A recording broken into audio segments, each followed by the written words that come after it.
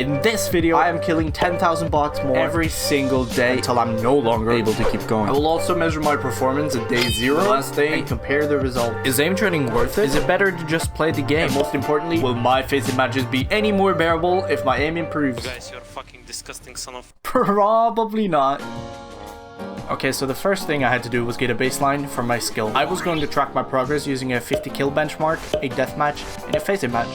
Although I hadn't played the game in a while, I was confident going into the challenge. That only grew with the first game. I had played the game for over 4,000 hours, and that had to mean something, right? Well, no. My movement and aiming in general just sucked. I had to outplay my opponent to kill them, and this is easier said than done when there is skill-based matchmaking. So instead of getting off to a hot start like expected, I spent the time trying to find out what flaws I had to correct going forward. By the end of the day, my average time in killing 50 bots was 32.4 seconds, my fastest being 29.3 and slowest being 38. My highest kills in deathmatch was 58. I did okay in my facing match, but I can confidently say it was not due to my what did I got myself into? I wanted to get back into CS2 because I really enjoyed the prospect of improving. Maybe CS is just too hard. Unfortunately, I am stubborn as well as mentally insane. There is only one way to fix your aim. Step 1, we point, we click, and we shoot. Step 2, we point, we click, and we shoot. Step 3, yeah, you probably get the idea. To give you a perspective, killing one bot every second 10,000 times takes 2 hours and 50 minutes. At the fastest, I would need at least 2 hours to complete 10,000. And the further we go, the more breaks I'll need. I noticed my hands hurting quite a bit, and it wasn't until now that I realized this probably wasn't very good for my hands. But it's not all bad. The more I killed, the more comfortable aiming felt. And that could just be me getting warmer, but it was nice anyways. And after about 2 hours and 8 minutes, something revolutionary happened. It was the first day, perhaps it wasn't so revolutionary, but knowing I can do 10,000 meant doing 20,000 was within reach. So on day 2, I added multiple shooting techniques like spraying is crucial for gunplay in CS and added some needed variety. I also started tapping while crouching because it was fun. That also helped with tracking. I was really enjoying myself and it seemed like it would remain so, as I practically sped around the 20,000. However, on day 3, I both had an assignment as well as 30,000 bots to kill.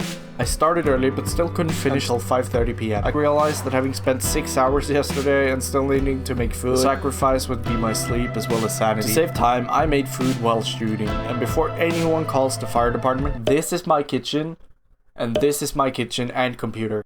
I know it's gorgeous, and it's the only reason I managed to get past day 3. So with yesterday in mind, I decided to keep going and wanted to push myself even harder. I finished the first 10,000 in around 2 hours and 2 minutes, 6 minutes faster than day 1. So with the obvious improvement and the friendly messages I received, my motivation was filled to the brim and I finished quickly. Don't get me wrong, it still took 10 hours, but at least it felt somewhat better. Now, I don't really want to talk about day 5.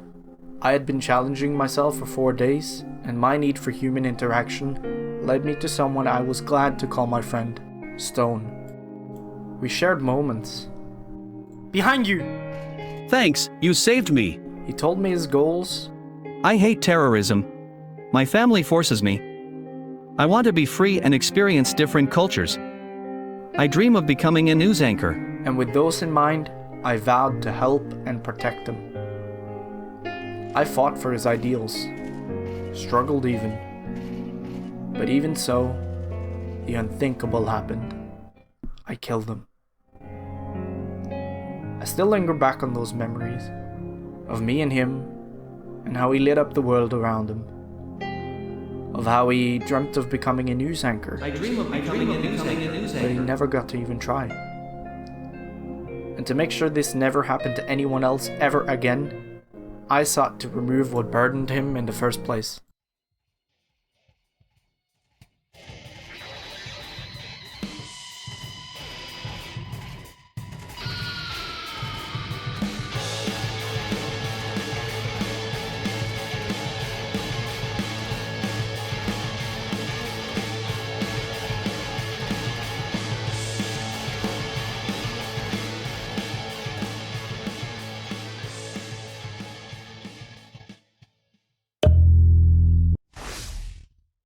I wanted to continue, but day 5 was the final. I knew 15 hours of aim training wasn't going to happen with significant elbow pain, so it was time for the benchmarks. Now, I don't know why I thought Face It and Deathmatch was going to be representative of my aim. I just got angrier and angrier every time I was shot in the back, and after a couple of minutes of it, I just quit the deathmatch, never to be opened again. Now for the actual results. My 50 bot kill average went from 32.4 to 29.8. My fastest went from 29.3 to 27.7, and slowest from 38 to 31.9. To give you a perspective of the difference, on the left we have day 0 and on the right we have day 6. And this is not even what I practiced, so it's more like a byproduct of the actual benefits I gained, like better movement, sprays, tracking and flicking. So it is safe to say this really helped. But would I do it again? Absolutely not. I gained better aim, but I came out of it with mental problems, sleep deprivation, a bad elbow, and finally, a dear friend who has moved on to a better place.